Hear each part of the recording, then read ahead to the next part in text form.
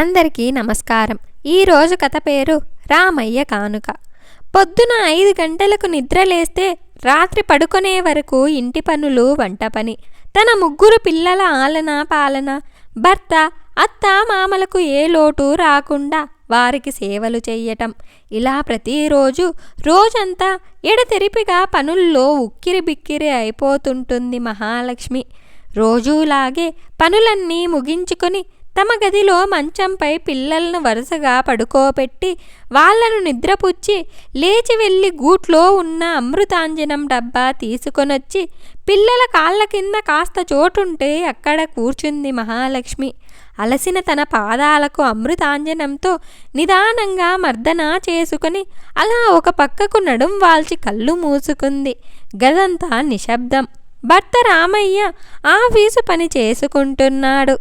ఆ నిశ్శబ్దంలో ఆయన వేళ్లతో నొక్కుతున్న టైప్ మెషిన్ కీబోర్డ్ చప్పుడు లయబద్ధంగా మహాలక్ష్మి చెవులను తాకుతుంది. కాసేపటికి ఆ శబ్దం ఆగిపోయింది. ఇంకా పూర్తిగా నిద్రలోకి జారుకోని మహాలక్ష్మి ఆ శబ్దం ఆగిపోయేసరికి నిద్రలోనే అప్రయత్నంగా తన బ్రుకుటిని కాస్త ముడిచి మళ్ళీ యథాలాపంగా నిద్రలోకి జారుకొనే ప్రయత్నం చేస్తోంది. ఇంతలో హఠాత్తుగా ఎవరో తన భుజాన్ని చిన్నగా తడుతున్న సంకేతాలు తన మస్తిష్కానికి చేరి ఒక్క ఉలికిపాటుతో తనని నిద్రను మేలుకొనేలా చేసింది. మహాలక్ష్మి టక్కున లేచి కూర్చొని మీరా అని కాస్త ఊపిరి పీల్చుకొని చెప్పండి, ఏమైంది, ఏమైనా కావాలా? తనకి ఎదురుగా నిలబడున్న భర్తను ఆతృతగా అడిగింది. ఊహూ అన్నట్లు తల పంకించాడు రామయ్య. మరి అన్నట్టు చూసింది మహాలక్ష్మి. కూర్చోడానికి కాస్త చోటివ్వు అన్నట్లు చూశాడు రామయ్య. ఆ విషయం అప్పుడే గుర్తొచ్చిందానిలా చప్పున తన కాళ్ళను దగ్గరికి ముడుచుకుంది మహాలక్ష్మి. రామయ్య భార్యకి ఎదురుగా కూర్చున్నాడు. ఇప్పుడు చెప్పండి, విషయం ఏమిటి అన్నట్లుగా ఆదుర్దాగా భర్తనే చూస్తుంది మహాలక్ష్మి. ఇంతలో రామయ్య చిన్న చిరునవ్వు నవ్వి మహాలక్ష్మి చేతిలో కొన్ని పేపర్లు పెట్టాడు.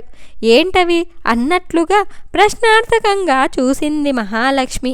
తెరిచి చూడు అన్నట్లుగా సైగ చేశాడు రామయ్య.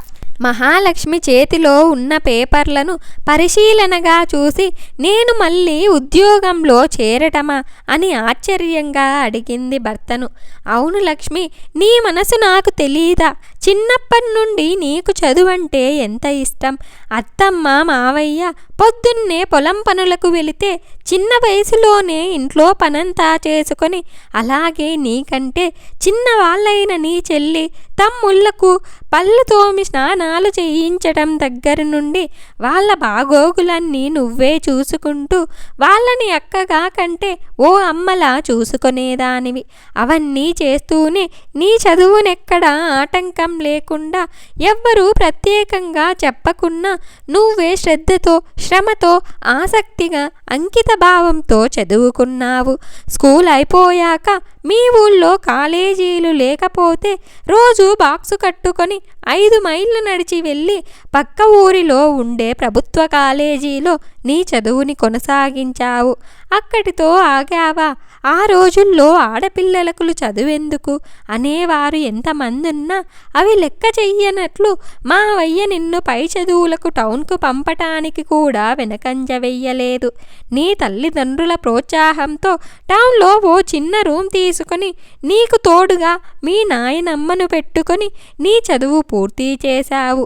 పట్టుదలతో నువ్వు అనుకున్నట్లు ప్రభుత్వ ఉద్యోగం సంపాదించావు. ఇంత కష్టపడి చదివి నీ ఆశయాన్ని నెరవేర్చుకున్నావు.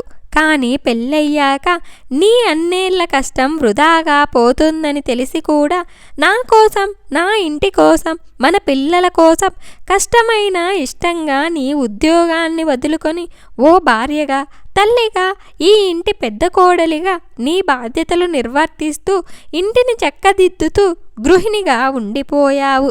ఇంత చేస్తున్న నీకు ఏమివ్వగలను అని ఆలోచించినప్పుడు నువ్వు కలలు కన్నా నీ భవిష్యత్తుని తిరిగి నీకు కానుకగా ఇవ్వాలని నిర్ణయించుకున్నాను మహాలక్ష్మి, భార్య కళ్ళల్లోకి చూస్తూ చెప్పాడు రామయ్య. ఇవన్నీ మీకెలా తెలుసు? విస్తుపోతూ అడిగింది మహాలక్ష్మి. నేను నీ భర్తని లక్ష్మి, నీ మనసుని ఆ మాత్రం అర్థం చేసుకోలేనా? మృదువుగా నవ్వి అన్నాడు రామయ్య. మహాలక్ష్మి కళ్ళు ఉద్వేగంతో చెమ్మగిల్లాయి. అంతలోనే తమాయించుకొని, కానీ నేను ఇప్పుడు ఉద్యోగమంటే మరి పిల్లలు అత్తమ్మ మావయ్యని అడిగారా? సాలోచనగా చిన్నగా అంది మహాలక్ష్మి.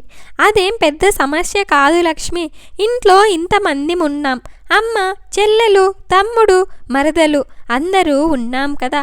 పిల్లల గురించేం నువ్వేం దిగులు పడకు, మేమందరం చూసుకుంటాం. ఇక ఇంటి పనంటావా, చెల్లెలు సాయం చేస్తారులే. ఇహ అమ్మ నాన్న సంగతి నాకొదిలే, నేను చెబితే కాదనరు, తప్పకుండా ఒప్పుకుంటారు. పైగా మన ఇంట్లో అందరూ చదువుకున్న వాళ్ళే కాబట్టి ఇది పెద్ద సమస్య ఏమీ కాదులే, నమ్మకంగా చెప్పాడు రామయ్య. కానీ అంటూ మళ్ళీ ఏదో చెప్పబోతున్న భార్యను ఆపి, కానీ లేదు, ఏమీ లేదు, నువ్వు ముందు ఈ సందేహాలన్నీ పక్కన పెట్టేసి మళ్ళీ ఉద్యోగానికి అప్లై చెయ్యి. ఈ అప్లికేషన్ ఫారంలో నీ వివరాలు నింపితే నేను రేపే వెళ్ళి పోస్ట్ చేసి వస్తాను.